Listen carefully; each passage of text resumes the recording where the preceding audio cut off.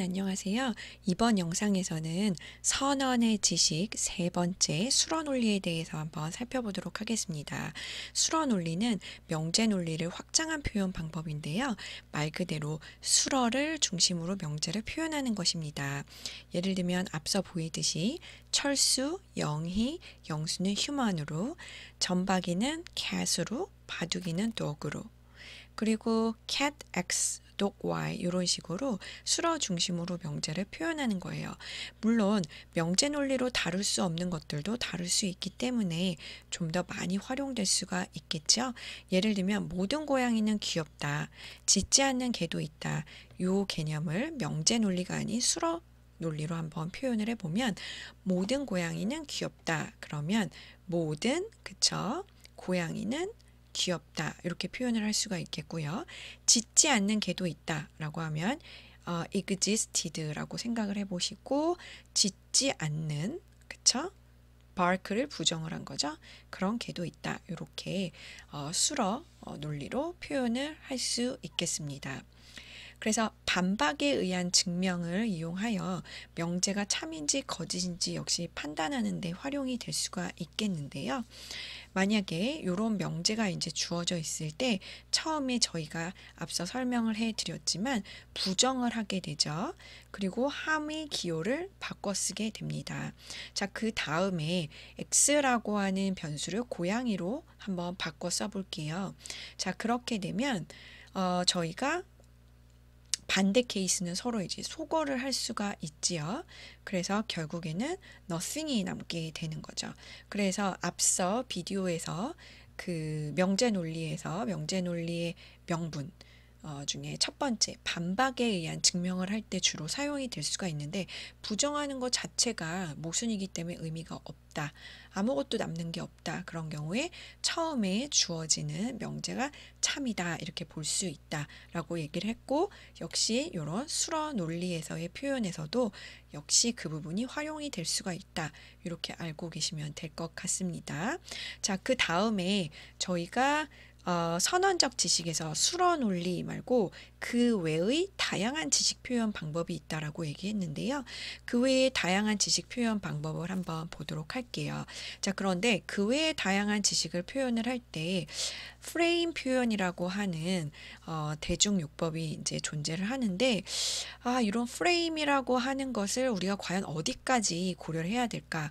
이 부분에서 이제 인공지능 쪽 분야 연구진들이 굉장히 고민을 여전히 많이 하고 있는 부분이기도 하죠. 그래서 예를 들면은 저희가 뭐 어떤 문제를 풀 때 이 문제를 어디까지 고려해가지고 결국에 인공지능에게 학습도 시키고 지식을 표현해가지고 응답을 하게 해야 되는가 이런 것들이 이제 프레임 표현인데요.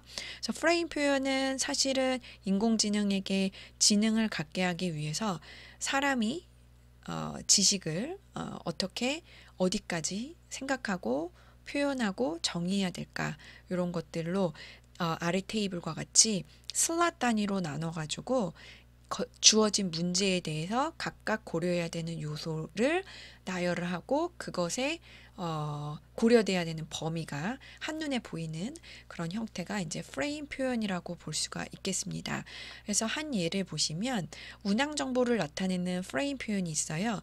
편명, 항공사, 출발지, 목적지, 그리고 날짜 같은 경우는 다시 한번 이 날짜를 구체하기 위해서 날짜를 나타내는 프레임을 연, 월, 일로 이렇게 나눌 수가 있겠고 그 다음에 환승편 같은 경우는 별도의 운항정보 프레임 표현 이런 식으로 해서 저희가 확장을 해볼 수가 있겠죠. 근데 이런 식으로 고려하다 보면 끝이 없잖아요. 그렇기 때문에 사실은 인공지능 연구자들도 이 부분에 대해서 어느 정도에 끊어야 될까?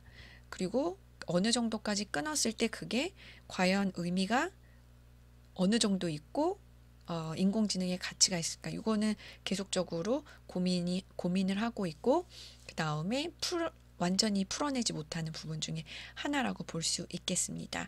그래서 또 다른 그 외의 다양한 지식 표현 방법으로는 시멘틱 웹이라고 하는 게 있습니다. 그래서 인터넷상의 지식을 통합해서 컴퓨터로 처리할 수 있게 하려는 기술인데요.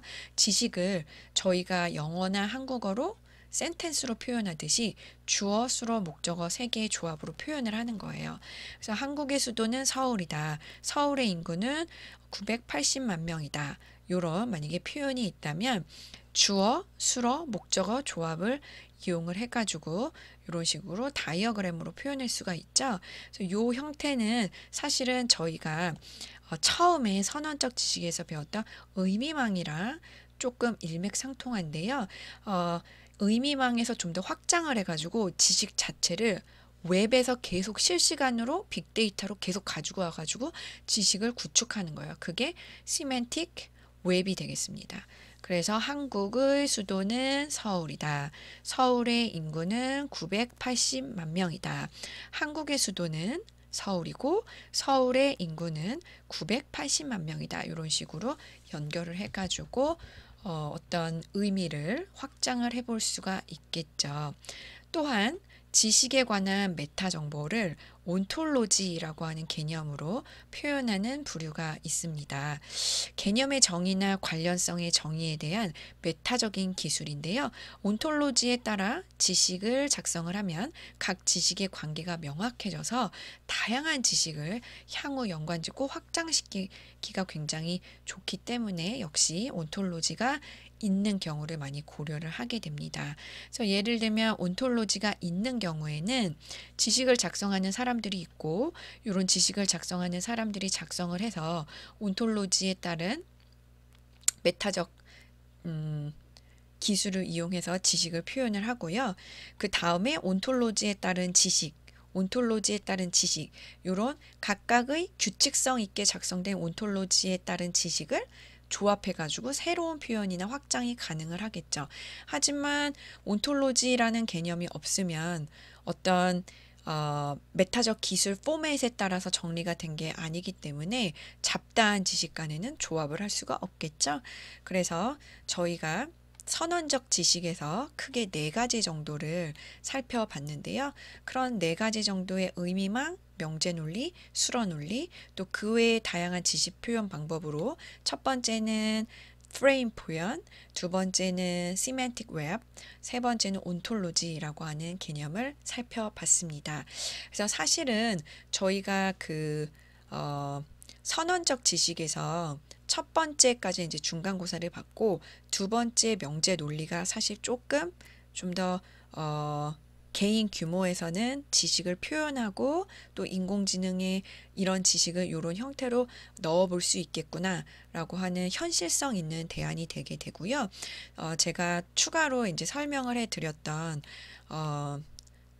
수어 논리라던가 아니면 그 외의 다양한 지식 표현인 프레임 표현이나 시멘틱 웹, 그 다음에 온톨로지 이런 방식들은 개인보다는 조금 다양한 연구진들이 다양한 빅데이터를 고려해가지고 좀 어떤 팀을 구성해가지고 지식을 표현할 수 있는 그런 방안이 되겠습니다.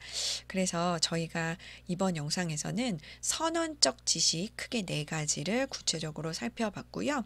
여기까지 해서 선언적 지식은 마무리하고 다음 영상에서 절차적 지식으로 넘어가 보도록 하겠습니다. 그래서 이때까지 선언적 지식에서 각 파트가 정리가 잘 안 되신 분들은 플립드 러닝으로 자기가 부족한 부분을 개인 맞춤형으로 영상에서 그 부분만 찾아서 반복해서 들으시고요. 개인 노트 필기 편하게 반복해서 쓰시고 그리고 워드 파일에도 개인 노트 하신 거 사진 찍으셔가지고 편하게 공부하실 때마다 날짜별로 워드 파일에다 붙여놔 주시면 제가 주차별로 어사인먼트에 과제에 올리실 때 그 학생이 잘 따라오고 있는지 제가 도움을 드릴 부분 없는지 잘 판단해 보도록 하겠습니다. 네, 그러면 다음 영상에서 뵙도록 할게요. 수고 많으셨습니다.